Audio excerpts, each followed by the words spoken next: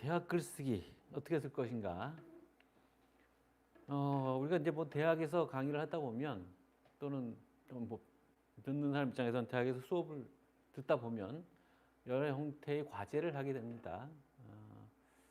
그 과제들을 할 때 기본적으로 뭐 지켜야 될 것, 뭐 조금 더 이렇게 현실성 있게 말하면 어떤 식으로 써야 좀 나은 점수를 받을 수 있을까? 뭐 이런 얘기를 할 건데 이거는 이제 다른 의미에서 보면 뭐 아카데믹 라이팅이라고도 할 수 있습니다만 오늘날 우리가 글쓰기에 대한 관심들이 뭐 대학생들뿐만 아니라 일반인들도 굉장히 많이 있는데 그 글쓰기에 대한 여러 가지 내용이 있겠습니다만 아주 기본적인 내용만 좀 정리를 해보려고 합니다. 그래서 이거는 뭐 제가 이제 수업을 하면서 글쓰기 과목이라면 이 얘기를 이제 길게 하겠습니다만 글쓰기는 아닌데 이제 과제를 받아야 하는 과목의 학생들을 위해서 가이드를 하기 위한 이제 그런 설명이기도 합니다.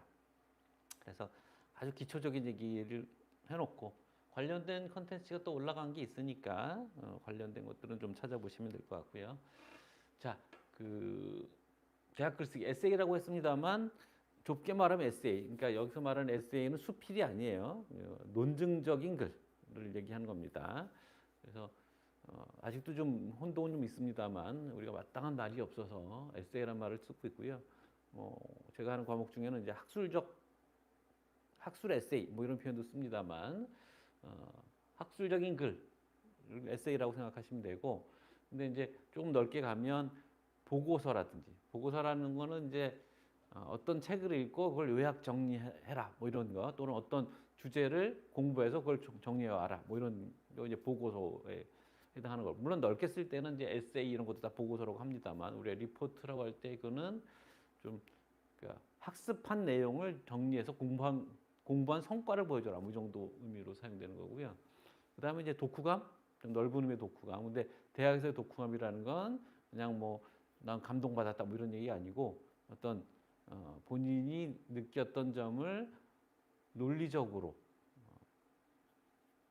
설명하는 그런 글이 돼야 되겠죠. 그런 것까지 다 포함하는 범위입니다. 좁게는 학술적 글, 조금 넓게는 보고서와 독후감까지 포함하는 글들을 어떻게 쓸 것인가 이런 얘기입니다.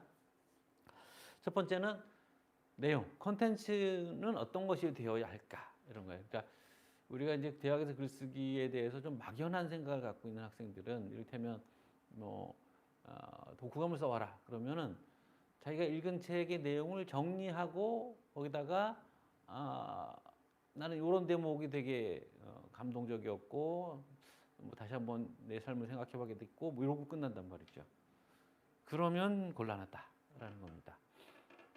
그래서 뭐 가장 비근한 얘기는 그런 거고 또 보고서라고 하더라도 그 자기가 공부한 그 영역에서 뭐가 핵심적인 내용인 건지를 잘 뽑아내야 되는 게 중요한 거죠. 그래서 이 콘텐츠를 설정할 때는 이거 뭐 완전히 논리적인 건 아닙니다만 경험적으로 볼 때 첫 번째 자신의 관심사로부터 출발하는 게 좋겠다라는 거고요. 그래서 뭐 독후감이 됐든 뭐 보고서가 됐든 아니면 에세이가 됐든 자기가 관심 있는 어떤 주제를 잡아야만 잘 쓸 수가 있어요.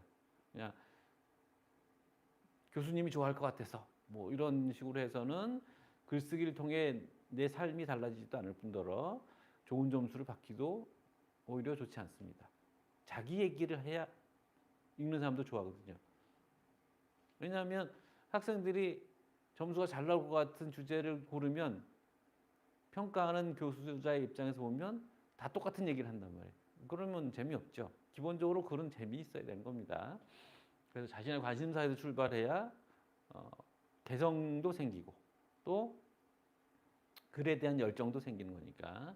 두 번째, 이게 이제 너무 거창한 주제를 잡으면 안 된다는 뜻인데 이것도 길게 설명해야 되지만 간단하게만 했습니다. 해결하고 논증할 수 있는 주제여야 된다. 해결한다는 건 자기가 지금 현재 입장에서 쓸 수 있을 만한 어떤 주제가 돼야 된다. 너무 거창한 주제를 하려면 현재 실력이 안 되니까. 그렇죠? 현재 내 실력에서 열심히 공부해갖고 할 수 있는 수준이어야지 몇 년 공부해서 할 수 있는 수준을 며칠 내로 쓰겠다? 그럼 안 되는 거죠.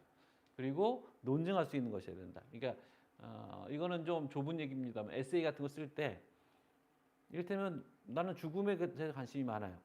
그래서 사후세계에 대한 주제로 써보겠다 그러는데 사후세계가 존재하는지 안 존재하는지 이거를 쓰려고 하면 쓸 수가 없잖아요. 이건 논증 가능한 대상이 아니니까. 물론 논증 가능하다고 생각하는 사람이 있습니다만 그거는 또 다른 영역에서는 전혀 논증할 수 없다고 생각하는 사람들도 있고 그래서 이거는 양쪽의 사람들 설득할 수 없는 영역이거든요. 그래서 논증할 수 있는 주제가 된다는 거예요. 그러니까 사후세계에 관심이 있으면 사후세계가 존재하는지 안 하는지를 삼을 게 아니라 사후세계라는 생각은 어떻게 해서 발생했는가라든가 이런 건 역사적으로 논증할 수 있는 주제다. 이런 식으로 다루는 게 맞는 거죠. 그 다음에 읽을 가치가 있는 것. 이것도 되게 중요한 겁니다. 보고서 쓰는 학생들이 이제 그런 건데요. 읽을 가치가 있는 거라고 생각하면 어떻게 생각하는 게 좋으냐면 보고서를 쓸 때 이 글을 교수님이 볼 거다라는 거를 전제하고 쓰면 읽을 가치가 없는 걸 쓰게 됩니다. 거꾸로. 그냥 우리끼리 약속해요. 그러니까 선생님이 다 알고 있는 주제니까 나는 선생님의 눈에 띄는 얘기만 할 거다. 뭐 이런 식으로 되는 건데 그렇지 않고 불특정 다수의 어떤 독자가 미지의 독자가 볼 거라고 생각하고 글을 쓰는 거예요. 그러면 그 글을 쓰면서 그 독자가 재미있게 생각할 수 있을 만한 얘기를 하겠다라는 생각으로 쓰는 거죠. 그래서 독자를 자꾸 설정하고 생각해서 어떤 얘기를 해야 독자를 설득할 수 있을까를 생각해야지 교수님한테 내가 공부한 걸 보여주겠다라고 하면 재밌는 글을 쓸 수가 없어요. 그래서 읽을 가치가 있다는 얘기는 뭐 학술적인 가치도 있어야 되고 등등의 얘기를 할 수 있습니다만 압축적으로 얘기하면 읽을 가치가 있는 재밌는 글. 그러니까 어떤 사람이 앞부분을 보면서 이거 재밌겠다라고 생각해야 되고 읽고 나면 야 이거 읽을만 하네 뭐 이런 생각을 할 수 있게 해야 되는 거예요. 영화 같은 거라고 생각하시면 돼요. 자 그런데 이제 이런 얘기를 하기 위해서 어떤 얘기를 해야 되냐면 결국 우리가 어떤 영화든지 소설이든지 드라마든지를 보면서 재미를 느끼게 되는 기본적인 이유가 뭐냐면 우리가 이제 철학책이나 뭐 이런 학문적인 글들은 재미없잖아요. 그래서 상대적으로 인기도 떨어지는 거니까. 근데 이제 그 이유 중에 하나가 학문적인 글들은 보편적인 얘기를 하거든요. 이를테면 뭐 사랑에 대해서 얘기한다고 하면 학문적인 글은 그래서 뭐 사랑의 역사가 어떻게 되고 사랑은 뭐고 그 개념이 어떻게 되고 그 사랑의 분류는 어떻게 되고 뭐 이런 걸 쓴단 말이죠. 그러니까 되게 딱딱하잖아요. 근데 드라마에서 멜로드라마에서 사랑을 다루는 방식은 어떤 잘생긴 주인공 또는 뭐 갑부집 아들 또는 재벌집 여자 딸 그리고 뭐 성격 못됐는데 뭐 가슴에 마음에 상처를 안고 있는 뭐 이런 주인공들이 나와서 알콩달콩 얘기를 전개한단 말이죠. 구체적으로 뭐 키스씬도 있고 막 이러면서 구체적인 게 재밌거든요. 근데 이제 그 구체적인 것들이 재미에만 빠지면 우리가 이제 드라마 평가할 때 뭐 하고 싶은 얘기는 뭔지 모르겠고 맨날 막장씩만 보여준다 뭐 이렇게 되는 거예요. 자극만 하니 구체적으로. 그러면 거기에 뭐가 들어가 있었냐에 되면 보편적 가치가 들어가 있어야 되는 거죠. 그래서 구체적인 어떤 드라마의 그 모습들을 통해서 사랑이 갖고 있는 보편적 가치를 보여줄 때 우리는 완전히 설득이 되는 거예요. 그래서 글도 재밌는 글이 되려면 그런 구체적인 것과 보편적인 걸 둘 다 갖출 수 있어야 됩니다. 그거 어떻게 할 거냐? 좀 까다로운 일이긴 해요. 그래서 간단히 말씀드리면 글 안에 자기가 쓰고 싶은 주제에 대한 어떤 아까 얘기했던 사랑이라고 하면 사랑이 무엇인지에 대한 본인의 이해가 담겨 있어야 되고 그 사랑이 무엇인지를 구체적으로 설명할 수 있는 어떤 구체적인 얘기들이 있어야 되는 거죠. 이 두 개 같이 적당한 비율을 섞여야만 우리는 구체와 보편을 같이 아우르는 읽을 가치가 있으면서도 실감이 나는 그런 글을 쓸 수 있다는 거죠. 물론 이제 너무 막연한 얘기긴 합니다만 큰 틀의 얘기가 그렇다는 겁니다. 자, 이것도 이제 우리가 잘 얘기 안 하는 겁니다만 예를 들면 이제 독후감 같은 거 쓰라고 하면 학생들이 아까 얘기한 것처럼 전체적인 요약하고 자기가 느낀 점을 써요. 그러면 그 독후감의 수준이 떨어지는 거예요. 좋은 독후감 쓰려면 자기가 책을 당연히 꼼꼼하게 잘 읽고 뭐 재밌게 읽었던 부분 이런 것도 체크할 뿐만 아니라 이해가 안 됐던 부분 이런 것도 체크하고 그러면서 이제 그게 사전 작업을 하는 거고요. 그래서 그러고 나서는 바로 글을 쓸 게 아니라 그러면 왜 내가 이 부분들은 이해가 안 됐고 이렇게 넘어가는 맥락들이 이상하게 느껴졌고 뭐 이런 게 있다면 그것과 관련된 공부를 하는 거예요. 이를테면 내가 뭐 메데이아라는 에우리피데스의 그리스 비극을 읽었다. 읽었더니 뭐 끔찍한 얘기도 많고 그래서 뭐 되게 자극적이긴 한데 뭔가 석연치 않은 부분들이 있었을 거 아니에요. 그런 걸 이해하려면 우선 기초자료 검토 및 문제 구체화. 그리스 비극이라는 게 도대체 뭔지부터 좀 공부를 하는 거죠. 그래서 그리스 비극에 대한 전반적인 설명을 담은 자료를 먼저 읽어요. 그리고 나서 이건 이제 이게 에세이를 쓸 때는 당연한 순서이기 때문에 그건 뭐 얘기를 하는 거고 독후감으로 예를 바꿔서 하는 겁니다. 그러면서 이제 내가 읽은 건 이제 에우리피데스의 메데이아잖아요. 그러니까 그리스 비극의 기본적인 설명을 먼저 읽은 다음에 그 다음에 에우리피데스는 그 그리스 비극에서 어떤 위치를 차지하고 있으며 메데이아라는 작품은 또 어떤 건지. 그래서 좀 더 열심히 공부하자고 한다면 이를테면 우리는 아직 책이 많지는 않습니다만 메데이아에 대해서 설명해 놓은 글들이 있어요. 논문도 있을 것이고 그런 걸 같이 읽는 거죠. 그러면서 내가 궁금했던 부분, 잘 이해가 안 됐던 부분 이런 것들의 의미를 다시 한번 이해하고 그런 토대 위에, 그러니까 세부 자료를 검토하고 그래서 이러면은 내가 이 메데이아 전체에서 어떤 부분에 포인트를 잡아서, 그러니까 그 독후감도 주제가 있어야 되는 거예요. 이를테면 뭐 메데이아의 어떤 막장성, 자기 자신을 막 죽이고 이런다. 그래서 이게 막장 드라마로서 그리스 비극을 난 보고 싶다. 그쪽에 감상의 포인트를 잡고 싶다. 이렇게 해야 주제를 잡거나 아니면 뭐 메데이아라는 여인이 남편에게 복수하기 위해서 자기 자식을 죽인다는 설정이 갖고 있는 그 대립적 측면.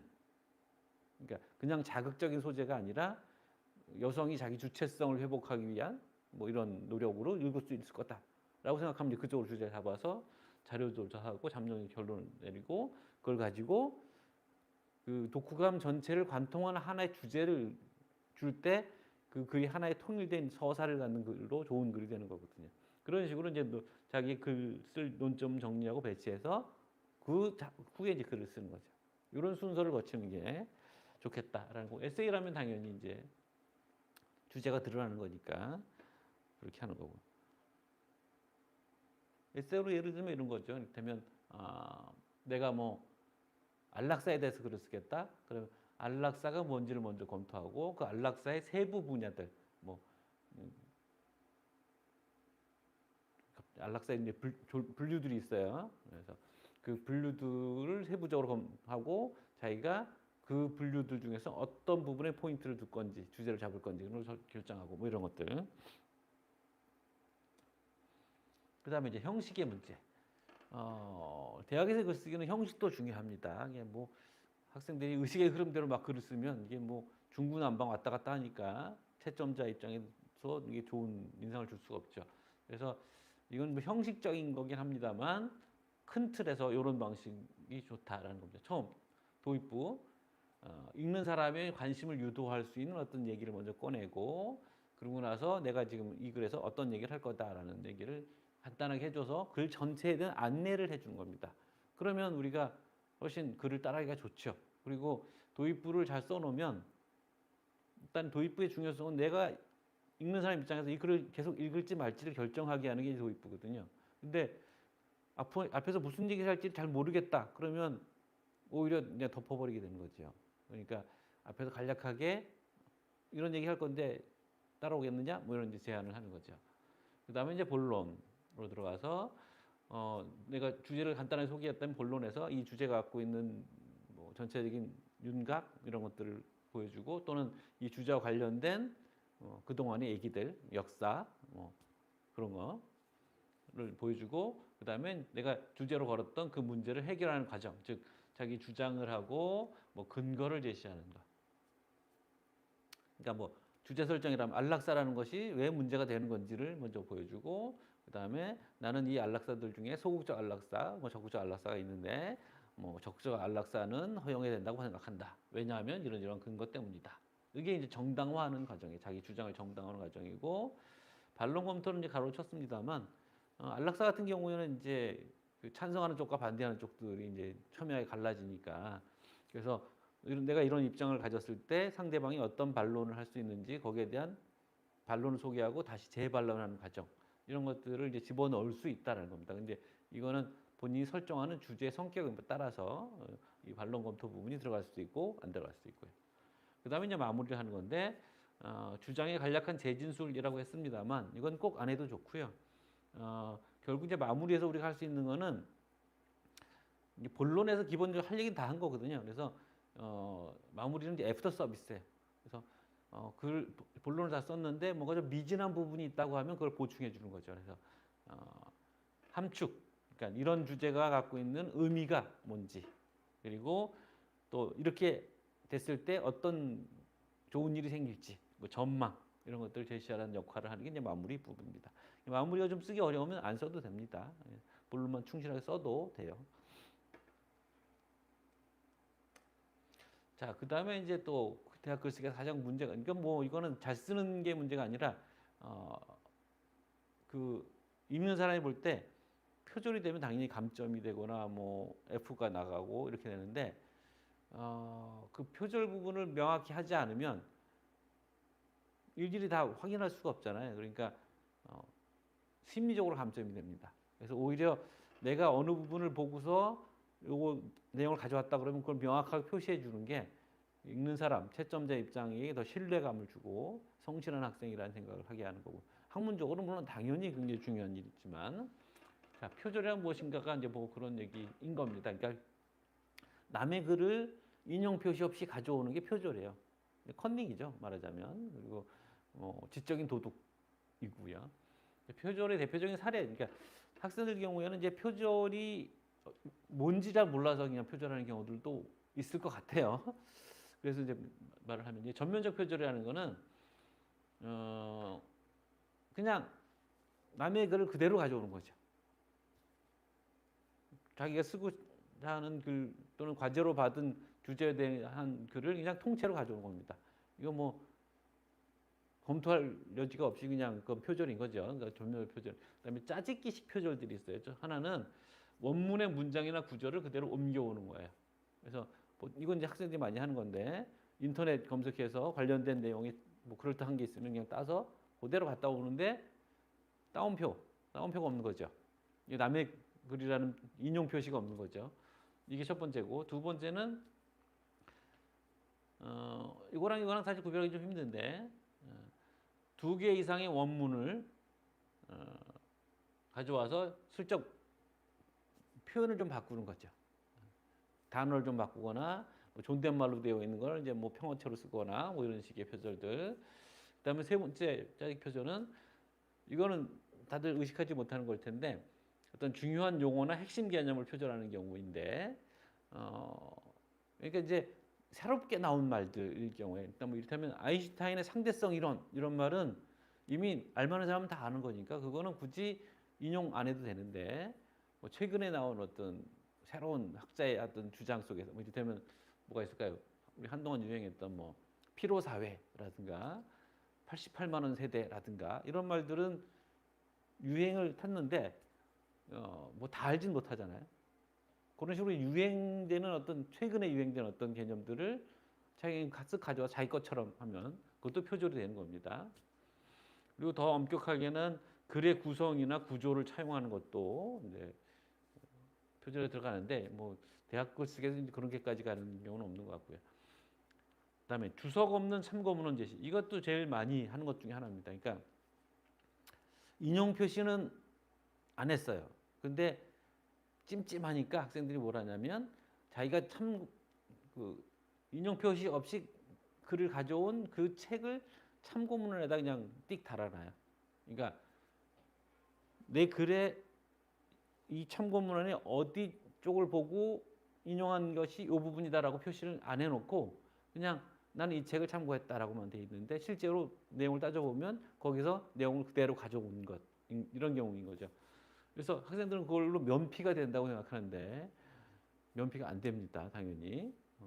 채점자 입장에서 보면 두 가지거든요. 채점자가 그 책을 보고서 찾아내거나 아니면 포기하거나 뭐 이런 거잖아요. 그러니까 이거는 이제 표절에 해당합니다.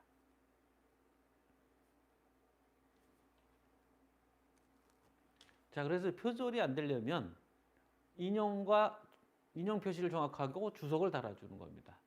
그래서 원래 이제 그 학문 연구에서 인용과 주석을 다는 것은 그 연구 자체가 표절하지 않고 성실하게 이루어졌다라는 걸 보여주는 것이기도 하지만 또 한편에서는 앞장서서 먼저 이 주제에 대해서 연구한 나로서 내가 조사한 자료들과 정보를 이후에 이 주제와 관련된 글을 쓰는 사람들과 공유하겠다라는 어떤 공공의 정신이에요. 그런 차원을 같이 겸용하고 있는 게 이제 인용과 주석이고요. 이것도 이제 인용과 주석과 관련되는 클립이 따로 있으니까 자세하게 얘기를 안 하겠습니다만 인용의 방식은 직접 인용이 있고 간접 인용이 있습니다. 직접 인용은 간단히 말하면 쌍따옴표를 붙이는 거예요. 그래서 단어나 어구를 인용하거나 문장을 인용하거나 이런 경우가 있고 그다음에 재인용의 경우라는 건 뭐냐면 이것도 이제 많이 접하는 케이스인데 어떤 학생이 논문을 봤어요. 글을 쓰기 위해서 논문을 봤는데 그 논문에 보니까 뭐 외국 어떤 학자의 논문이나 책에서 그 논문의 저자가 인용을 해서 그 인용 표시를 달아놨어요. 학생 같은 경우에는 이제 그 인용 표시에 대해서 인용하겠다고 그 자기가 참고한 논문의 저자가 인용한 원래의 책을 그대로 그냥 인용 표시하는 거죠. 예를 들면 그러니까 무슨 소리냐면 한글로 된 논문을 봤는데 그 한글로 된 논문을 쓴 저자가 독일어로 된 저자의 어떤 책을 보고서 그 부분을 번역해서 자기가 인용해서 뭐 이런 책에서 봤다 그러는데 그 한글로 된 논문을 인용한 학생은 인용할 때 독일어 논문을 그대로 제목을 단단 말이에요. 그러면 채점자는 야, 이 학생이 독일어 논문까지 보고 공부했나? 이렇게 생각해야 되잖아요. 이것도 원래는 그러니까 재인용 표시라는 거예요. 누구누구의 책에서 재인용 이런 거 표시를 해줘야 된다는 거거든요. 그러니까 학자들도 그렇게 해요. 가끔씩은 이제 원문 자료를 구할 수 없거나 여러 저런 사정이 있을 때 왜 그렇게 하냐면 내가 원래의 글을 확인하지는 못했다. 뭐 이런 식의 이제 표시인 겁니다. 그래서 재인용도 그렇게 표시를 해줘야 된다는 거. 간접 인용은 단어나 문장을 그대로 가져오는 게 아니라 자기 나름대로 자기 글의 흐름에 맞게끔 좀 요약 정리하거나 표현을 바꾸거나 이랬을 경우에 간접 인용으로 하는데 그거는 헛다운표로 칩니다. 그래서 내가 이렇게 정리한 것이다라는 표시인 거죠. 그래서 그런 식으로 인용과 주석을 다뤄줄 때 글이 이제 완성이 되는 겁니다. 그래서 이런 포인트를 놓치면 채점자는 그 학생의 글을 불신하게 돼요. 또는 재미없다고 생각하는 거고, 그렇죠? 그런 기본적인 포인트를 잘 짚어줘야 기본적으로 대학에서 통용된 글쓰기가 되는 것이고 학문적인 글이 되는 것이고 자기 생각을 드러내며 자기 자신을 돌아보고 자기 자신을 발전시키고 글쓰기 능력을 향상시킬 수 있는 그런 글쓰기가 되는 겁니다. 예, 수고하셨습니다.